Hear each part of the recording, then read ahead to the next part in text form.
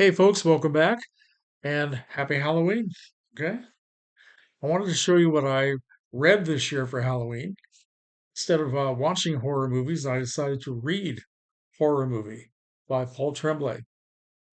And this guy's becoming one of my favorite authors. I've read 5 books by Paul Tremblay now.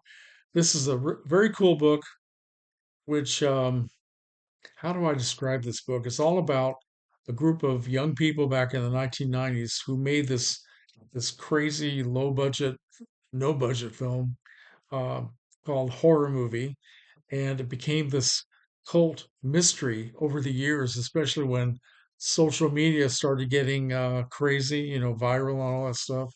People wondering about this film and the people who were in it, and so switched down to present day, and the last surviving member of the cast and crew has been hired to be in the reboot of the film. Okay.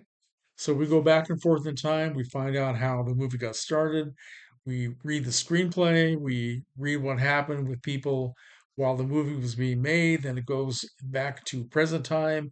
Um, a lot of surprises, which is normal for Paul Tremblay's books. Here is Paul. Yeah.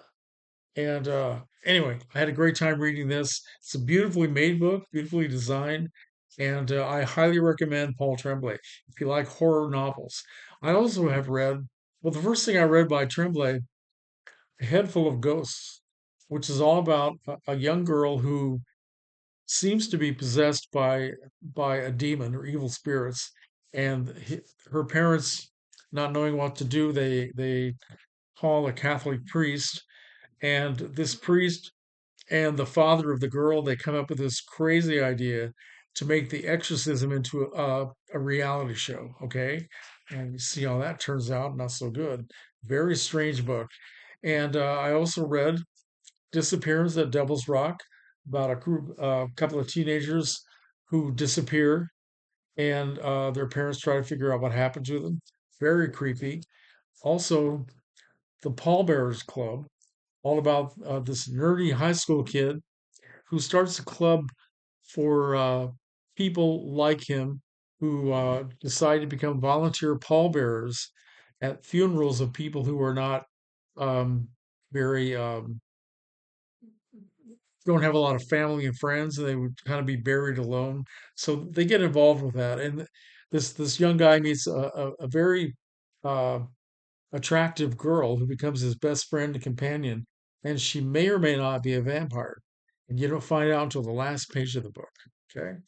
And I also read The The Cabinet at the End of the World, which of course made into a film, which I did not see, and I probably won't. Great book, but it's pretty visceral and violent, and I doubt if I will be wanting to see that on screen. But anyway, had a great time reading all these books. Horror movie was a good way to usher in the spooky season, and so if you don't know about Paul Tremblay, you really should. And as far as what I'm going to do for Halloween night, well, I will go back to my own tradition and I will watch House on Haunted Hill, the original, and The Tingler. You can't get any better than that, folks. So happy Feast of All Hallows, and I will talk to you soon.